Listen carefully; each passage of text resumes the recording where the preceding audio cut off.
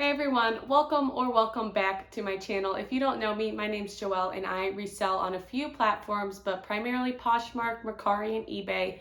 And today I have a video on how to conquer summer slowdown. If you don't know what summer slowdown is, it is basically these few months over the summer where retail just isn't as busy. So it's not just us secondhand sellers that receive less traffic in our closet, it is really just the retail industry in general. People tend to be more busy, whether it's having a summer job, recovering from a long school year, or they're going on vacations. People just aren't thinking about shopping as often as they are during the rest of the year. Nevertheless, reselling is a great source of income, whether it's your primary source, your part-time job, or if it is just passive income. Making this extra money as a reseller is very important, so I think that we definitely need to come up with some new strategies to still make consistent profits over the summer. So I have 5 tips for you all to make consistent profits over the summer. But first, I want to thank you all for 1,000 subscribers. I hit it last week and it was a huge milestone. Obviously, I could not have done any of this without the channel support from you all. So I just want to let you know how much I appreciate you all supporting my channel. And I just hope that you all are getting something out of my channel. And hopefully this video will be very helpful for you all as we go into the summer months. So we're just going to get right into it. And tip number 1 is to change your offer system. I think the general consensus for resellers is that we tend to send offers to likers right after somebody likes an item, usually between that 5 to 15 minute range, sometimes more, sometimes less, but I do think overall that is a great strategy for making quick sales. And my overall tip for changing your offer system is to offer a steeper discount from the start, because I think it can attract a lot more buyers to kind of make that impulse buy. So recently I've been offering 20% off plus discounted shipping, as opposed to my original strategy of sending off 10% off plus discounted shipping,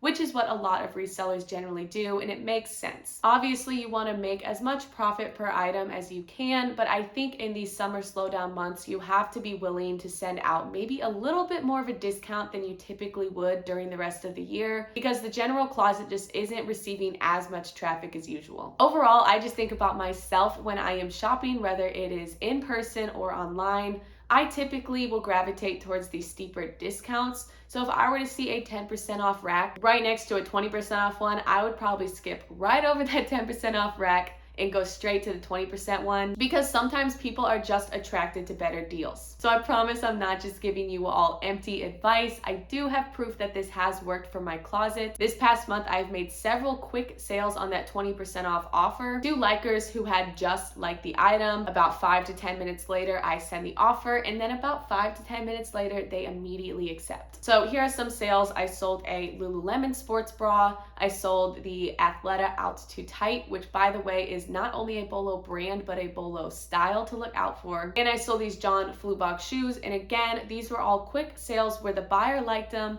I sent an offer soon after, and then they almost immediately purchased it with that 20% off discount. So although you may not be getting as much profit as a 10% sale would give you, I think that sending a steeper discount of 20% off on that first offer you send to a liker can result in quicker sales and moving your inventory out faster. My next tip for getting consistent profits over summer slowdown is to accept more offers. When I was planning out this YouTube video, I was really struggling to find that balance between telling you all that you should accept offers, but also letting you know that you should still know the worth of your items, because obviously I'm not going to tell you to accept every single lowball offer that you get. But just like I think it is important to send maybe a little bit steeper of a discount on that first initial offer, I think it is also important to kind of change up what kinds of offers you're willing to accept. So as I was looking back at recent offers I've received from buyers, I've kind of determined that I am comfortable accepting an offer that is 40% or lower from a liker. I will comfortably send out offers that are anywhere between 20 to 30%.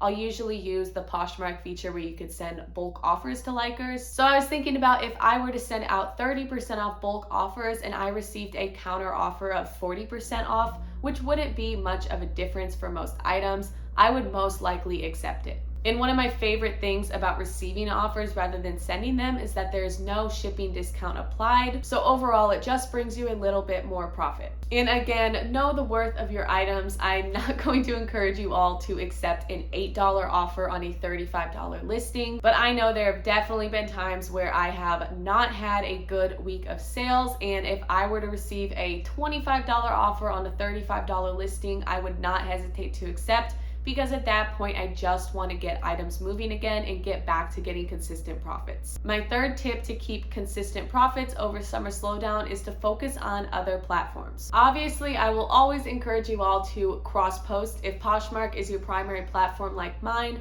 I would recommend selling on Mercari, eBay, Depop. There are so many other options that you could sell on, but the platform that I really want to talk about for this tip is Facebook. So on Facebook, there's a buy, sell, trade page for almost any popular brand you could think of. Buy, sell, trade groups that I am a part of on Facebook include brands like Lululemon, Lilly Pulitzer, and John Fluevog, but there are so many other options out there. In these groups, there are all typically the same rules. The main ones are that you will post a Facebook marketplace listing, kind of advertising what you're selling. You will post that in the page, and then in the comments you will post what you're selling. And then the other main rule is that the payment method is almost always through PayPal. After waiting way too long, I finally got my PayPal set up, so I can't personally vouch for sales in these groups, but I have noticed that if you have enough inventory to sell, in those comments, people typically clear out around half or more of their inventory that they're selling. So I have about 7 or 8 Lululemon pieces that are up for sale in my Poshmark closet. I am going to put those on Facebook Marketplace and put them in the Lululemon buy sell trade group. So I will definitely let you all know in a future video how that goes. But again, based off of other posts that I have seen, it is definitely a method of selling where you can make huge amounts of profits. I think that the main reason why these groups are so successful is that you are right there engulfed in the target audience of the brand that you're selling. On Poshmark or other platforms, when you are selling, say, a Lilly Pulitzer dress, you need to research the print, the dress style, and get all of these special keywords that Lilly Pulitzer buyers look for when they're shopping online. But when you're in a Lilly Pulitzer buy sell trade group on Facebook, you are just surrounded by buyers who know exactly what they're looking for. So definitely give those groups a try. And if you are a part of any of those groups, I would love to hear your experiences with them and if you have gotten good sales. Speaking of making sales, my fourth tip for getting consistent profits over summer slowdown is to hold a sale. If you've watched some of my previous tips and tricks videos for selling on Poshmark, you know that I love holding name your price sales. But there are so many other options. A lot of people will do sales that are catered to bundles where the more you buy, the more you save. Other people will do a 5 for 25 sale or something similar. Or recently, I've been seeing a lot of buy one, get one free sales. I've hosted 2 name your price sales in the past. My first one was definitely more successful. I did that around Christmas time. And then I did one around Memorial Day weekend. I managed to make a few sales, but it definitely wasn't as successful. But I will include my most recent message that I sent out. I utilized the My Shoppers feature. If you don't know that, I'm including a screen recording of how to get there, but you can send messages in bulk.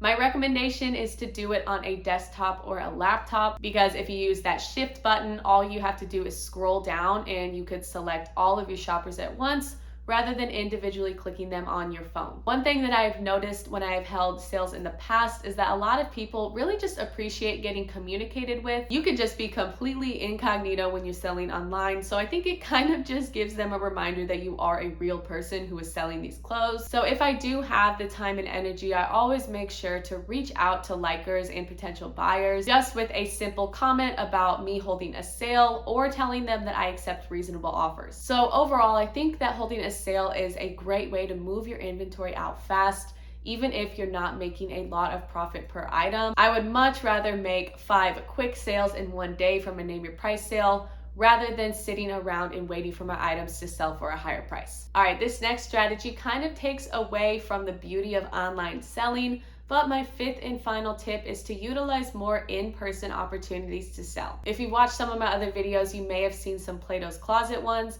I am a huge fan of selling at Plato's Closet, and if you could find items at a low enough cost of goods, I would recommend taking in lots of bread and butter brands to them. Lately, I have been terrible about taking items into Plato's Closet, but I used to go once a week, and per trip, I would typically make a profit of $30 to $60. I know that you don't always get as much profit as you would hope, but I have definitely had a lot of profits add up from Plato's Closet sales. And if you go consistently, you kind of figure out what they're looking for and how to make the most profit per visit. Some other options that I thought of for in-person are Facebook Marketplace local pickup. That is a great way to get rid of bulk inventory. I definitely source on Facebook Marketplace a lot, and I will look for people who are clearing out out their closet where they are selling bins or trash bags full of clothing. If you have a lot of inventory that's just not selling, or maybe you have a huge pile of unlisted inventory, I'd say just throw those all into a bin and put it on Facebook Marketplace for whatever price you feel is reasonable that can still bring you a good profit. Like buy sell trade stores, I know that you don't get a lot of profit per item this way,